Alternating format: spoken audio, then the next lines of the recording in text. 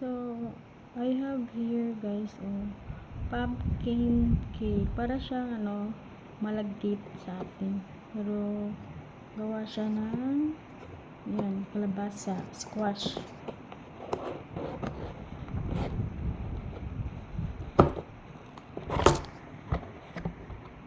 Ito yung laman niya.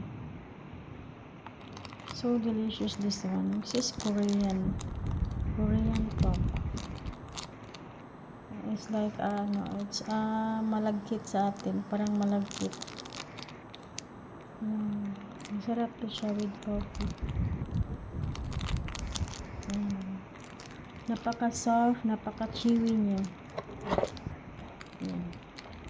Pumpkin talk. Pumpkin sticky rice. Parang ganun siya. Bye!